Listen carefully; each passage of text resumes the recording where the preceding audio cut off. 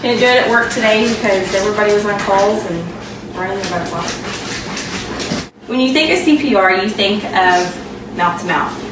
A lot of bystanders are hesitant to actually perform CPR. So what American Heart has come up with is hands-only CPR. That encourages bystanders to interact. Early intervention is the key to creating a successful CPR stay.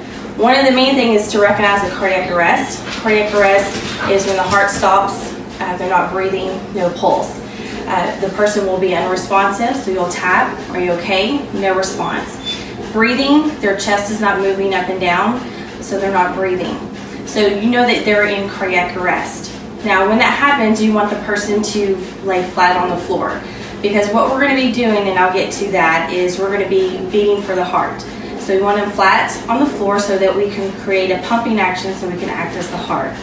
Now the next thing would be to notice and recognize and call 911. When you call 911, you want to make sure to give them as much information as you can, paint that picture of why you need 911.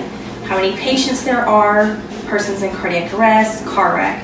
If we need to get additional resources there, another ambulance if we have multiple patients. As well as paint that picture of the information of what's going on, that the person, their address on there, or what street, or what's the closest cross street. The next is going to be actually performing the CPR, the hands-only CPR.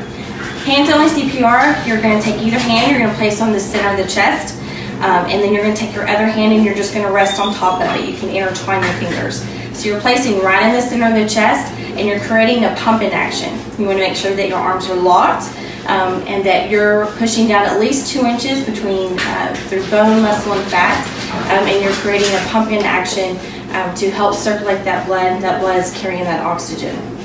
So that's how you would actually perform hands-only CPR, is recognizing the person's in cardiac arrest by not responding, not breathing, making sure 911's being called, know your location, know what, and tell them what's going on, and then also actually performing the hands-only CPR. The main thing is calling 911, push hard and fast in the center of the chest, and then you're going to continue CPR until first responders arrive, or until that person responds or starts breathing on their own. It is mandated now by the state of Texas that every senior that graduates has to have hands-only CPR.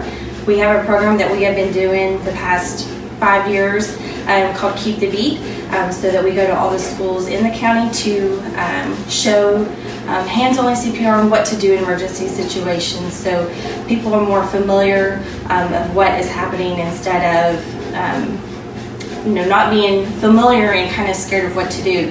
So the more that they're kind of exposed to that, the more that they are able to help out and could increase in chances of saving somebody's life. Thanks.